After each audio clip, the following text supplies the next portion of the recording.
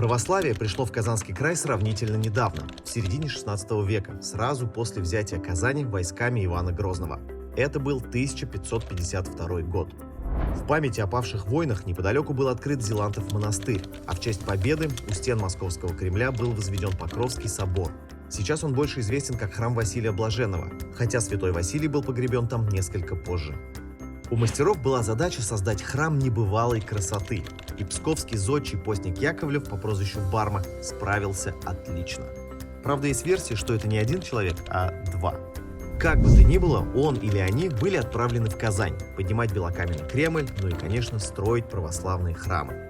И Спасская башня, которая была сначала Спасской церковью, и Благовещенский собор, и несколько храмов в Свияжске – все это дело их рук. Ну или его. Итак, знакомство с православной историей Казани можно начинать с самого древнего – Благовещенского собора. Он находится на территории Кремля. Храм, конечно, пережил несколько реставраций, но тем не менее. 1561 год, однако. Именно сюда, 8 июля 1579 года, принесли явленную икону Пресвятой Богородицы, которую назовут Казанская чудотворная, и которая станет одним из самых почитаемых образов в православии. По легенде, маленькой девочке Матрёне, что жила в слободке Стрельцов, во сне приснилась Дева Мария и велела откопать ее икону на пепелище недавнего страшного пожара, что случился в Казани. Не поверили люди маленькой девочки, и тогда Матрёна с мамой сами взяли лопату, пошли на пожарище, и случилось чудо. Список новоявленной иконы отправили Ивану Грозному в Москву. Он же и повелел на месте, где явился образ, построить женский Богородицкий монастырь. В то время казанским священником был Ермолай. Он с первой минуты вел запись чудес, совершенных перед иконой. Кстати, впоследствии священник Ермолай станет патриархом Гермогеном. Это он не даст взойти на престол польскому королевичу. Это он вдохновит на подвиг ополченцев-патриотов во главе с князем Пожарским. Это с его благословения икона Казанской Богородицы станет святыней народного ополчения и поможет выгнать поляков из Москвы осенью 1612 года. В честь этой победы Дмитрий Иванович Пожарский строит Казанский собор на Красной площади в Москве. Кстати, праздник 4 ноября тоже про это событие. Раньше он назывался праздником благодарности иконе Божией. Сейчас называется День народного единства. Свой список Казанской Богоматери был и в Санкт-Петербурге.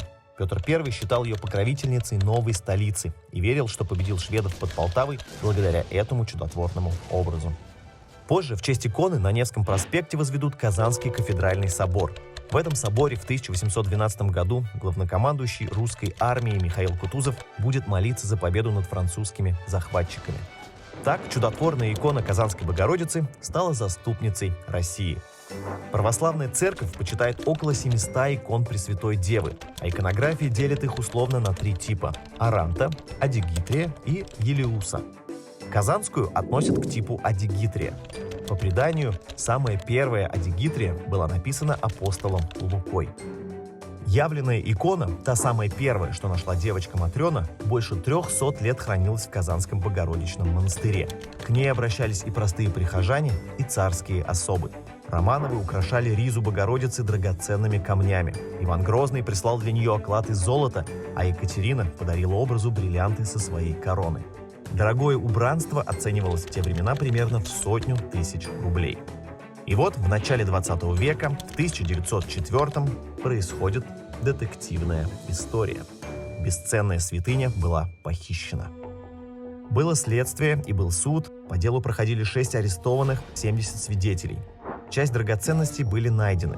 Были найдены и вещественные доказательства того, что иконы сожжены. Воры пойманы и отправлены на каторгу. Но верующие верят, что игуменя могла подменить образ на список, и что явленное когда-нибудь вернется. Списков с образа сохранилось немало. Список ведь это не совсем копия, тут главное передать содержание. И некоторые из списков, в свою очередь, тоже считаются чудотворными. В годы после революции Казанский Богородицкий монастырь был разрушен, и из России вывезли немало ценных предметов старины и искусства. И вот удача. Икона Казанской Богородицы обнаруживается у коллекционера в Англии. Потом она перемещается на выставку в Америку, а потом в личные покои Папы Римского в Ватикане. Православные мечтают вернуть святыню на родину. Длительные переговоры дают результат. В 2004-м делегация Ватикана передает икону патриарху всея Руси Алексию II. Экспертиза датирует Ватиканский доселе неизвестный список XVIII веком. В 2005-м он уже в Казани. А в 2021 году открывается восстановленный Богородичный монастырь. Да, кстати, теперь он мужской, и чудотворная Казанская Ватиканская занимает место утраченной. За чудесами к святому образу в Казань едут паломники со всего мира, ведь чудеса, они случаются. Богородичный монастырь, конечно, важное, но не единственное место, которое стоит посетить, изучая православную Казань. Ведь вся история и искусство Руси запечатлены в иконах и храмах. Там и архитектура, и скульптура, и живопись.